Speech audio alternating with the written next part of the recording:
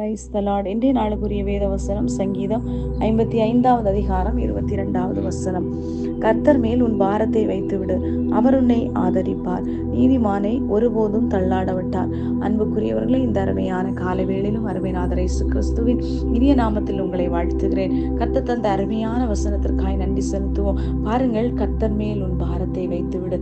இன்றைக்கும் பாரங்களோடு கண்ணீரோடு பிரச்சனைகள் மத்தியிலே ஐயோ என்னை விடுவிக்க யாருமே இல்லை, இதை நான் எப்படியாக செய்து முடிப்பேன், இல்லை என்றால் இந்த காரியத்திற்கு எப்படியா எனக்கு ஒரு பதில் வரும் என்று காத்து கொண்டிருக்கீங்களா?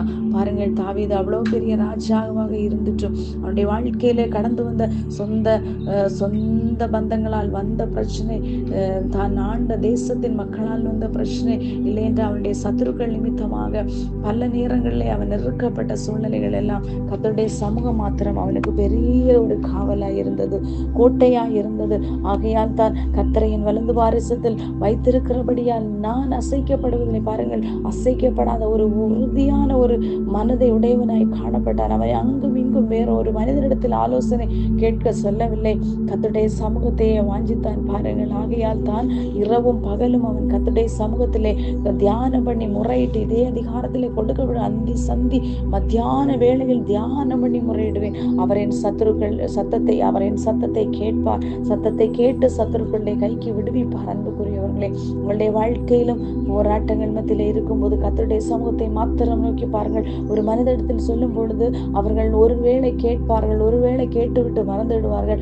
ஆனால் என் தேவனோ உன்னுடைய கரைச்சலை கேட்டுவிட்டு அவர் சந்தோஷப்படுகிற தேவன் அல்ல, உன்னுடைய துக்கத்திலே அவனோடு கூட பங்கெடுக்கிற தேவனாய் இருக்க. பங்கெடுப்பது மாத்திரமல்ல, அந்த துக்கத்திலிருந்து நீ மீண்டு வருவதற்கான ஒரு போக்கு வழியும் கர்த்தர் உனக்கு தருவார். ஆனால் நாம் செய்ய வேண்டியது எந்த சூழ்நிலையும் எந்த பாரமான காரியங்களையும் அவருடைய சமூகத்தில் இறக்கி வைத்துவிட்டு நம்முடைய விசுவாசத்தை துவக்குகிறவரும் முடிக்கிறவருமாய் இருக்கிற அவருடைய முகத்தையே பார்த்து நாம் ஓட வேண்டும் என்று நியமித்த ஓட்டத்திலே நாம் ஓட கடவோம் என்று சொல்லப்பட்டிருக்கிறது. இன்றைக்கு நம்முடைய ஓட்டம் எங்கு நோக்கி இருக்கிறது? பாருங்கள், விசுவாச ஓட்டமாய் காணப்படுகிறதா? வீழ்ந்து போகிற உலகத்திற்காக அல்ல.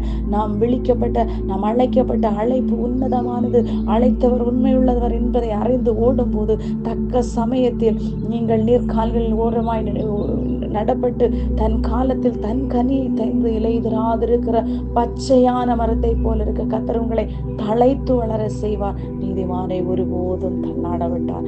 அவர் உங்களை காக்கிறவர் ஆனபடி அவர் உங்களை விசாரிக்கிறவர், அவர் உங்களை காக்கிறவர், உங்களை பாதுகாக்கிறவர், பராமரிக்கிறவர், சகலமும் அவரே செய்கிறார். ஆகையால் வேதனையோடு இருக்கீங்களா? அவர் சமூகத்தில் கொடுத்து விட்டு ஜெபிப்போம், ஜெயம் பெறுவோம். கர்த்தர் தாமே உங்களை ஆசீர்வதிப்பாராக. ஆமென்.